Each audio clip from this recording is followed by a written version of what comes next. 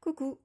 Alors maintenant qu'on a fait la base de notre mini-album et qu'on a vu le matage ensemble, donc dans deux vidéos différentes pour que tout soit expliqué pour les débutants, je vais vous montrer comment on insère, comment on pose des aimants dans un mini-album.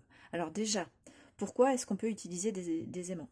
Donc déjà c'est quelque chose de très discret, c'est une alternative aussi très intéressante au ruban ou à la ficelle, parce que ça dure dans le temps. Voilà, ça s'abîme pas, c'est caché, ça a aussi un côté très agréable, très satisfaisant à utiliser, le côté aimanté. Et puis on peut l'utiliser de plein de façons. Donc là, nous, ça va être pour la fermeture d'un mini-album, mais même pour la fermeture d'un mini-album, il y a plusieurs façons de l'utiliser. Nous n'avons pas utilisé de cartonnette, donc moi je vais vous montrer la façon la plus simple, la plus ordinaire de poser ces aimants. Et puis ce seront donc du coup des aimants fins qui font 1 millimètre d'épaisseur et 1 centimètre de diamètre. Euh, Quoi d'autre? Du coup, ça peut être utilisé aussi de manière interactive dans un album. Ça peut être par exemple pour fixer une carte sur un support, pour pour maintenir par exemple une cascade en place avant qu'on la déroule. Et voilà, de plein de façons en fait, pour fermer. Là, pareil, on aurait pu poser des aimants pour que ça s'ouvre de manière encore plus satisfaisante. Du coup, les aimants comme ça, quand ils sont fins, on peut les mettre donc sous notre papier déco, mais aussi on peut les calfeutrer, enfin on peut les cacher sous un die cut, dans de la mousse 3D, enfin voilà, de plein d'autres façons. Donc moi, comme je vous disais, je vais vous montrer la façon la plus simple de l'utiliser.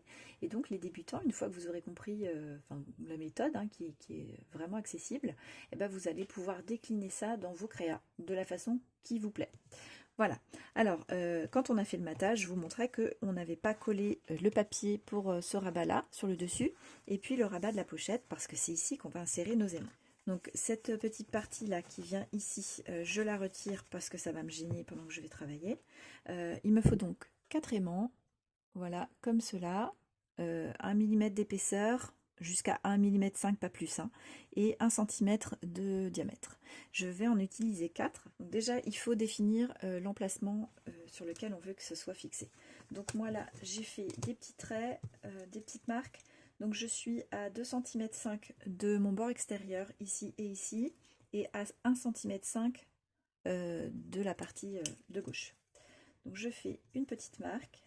Voilà. Donc là, moi j'ai positionné mes aimants en mettant un petit morceau de double face dessous, et comme il est transparent, je voyais ma marque à travers, donc j'ai positionné mes aimants comme ça. Si vous n'avez pas de double face, vous prenez un petit morceau de scotch, voilà, comme ça, hop, que vous recoupez en largeur et en longueur pour pas qu'il soit trop grand, parce que comme par-dessus on va venir mettre le papier de matage, et toute la partie scotchée on va pas pouvoir coller dessus, ça collera pas. Donc pour éviter d'avoir une grosse zone sur laquelle on puisse pas coller, qui se voit en fait une bosse un peu, vaut mieux pas que ce soit trop grand, mais il faut quand même que ce soit suffisamment grand pour recouvrir votre aimant et coller un petit peu au papier. D'accord? Et dans ces cas-là, vous collez hop votre aimant au dos du scotch, et puis vous venez le positionner comme ça sur sa marque. Et puis vous appuyez bien sur le scotch pour qu'il colle sur le papier de fond. D'accord?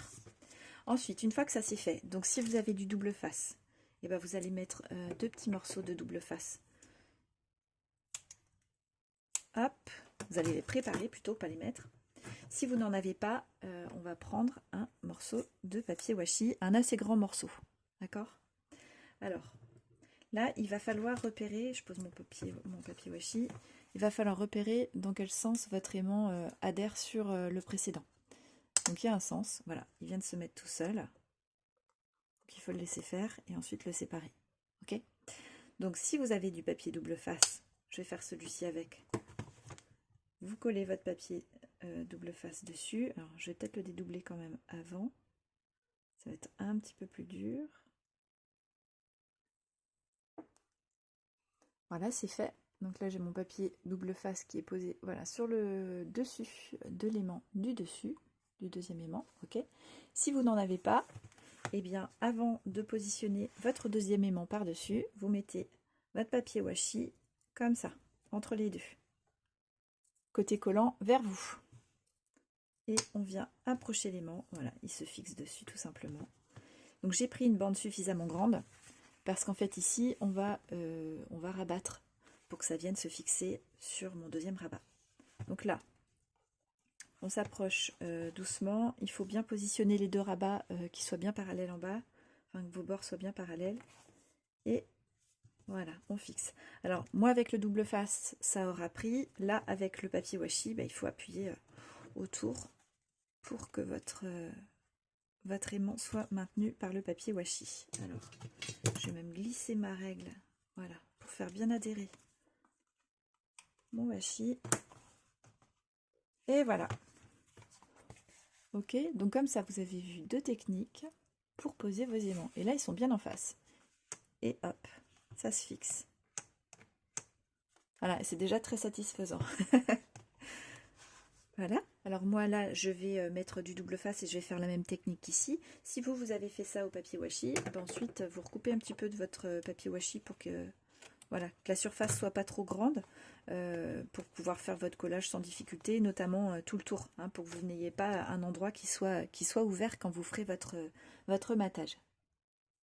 Et voilà, donc maintenant il ne reste plus qu'à coller. Du coup on va poser la colle normale, et moi je propose de rajouter un petit peu de colle aussi autour, sans en mettre un gros paquet, hein, autour de l'aimant. Donc voilà, faites toujours en sorte, quand vous choisissez la position, enfin la zone où vous allez avoir vos aimants, d'avoir toujours plus d'1 centimètre, voire 1,5 cm par rapport à l'extérieur de vos papiers.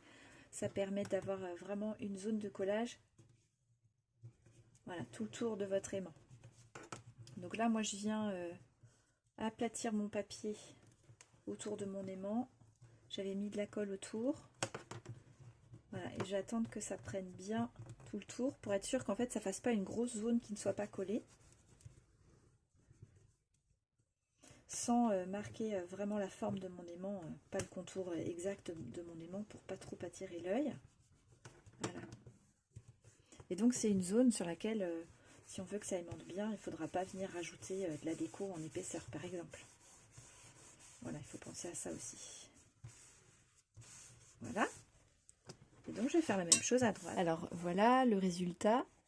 Donc on devine, hein, en épaisseur qu'il y a les aimants, mais on ne remarque pas grand chose. Ça reste discret.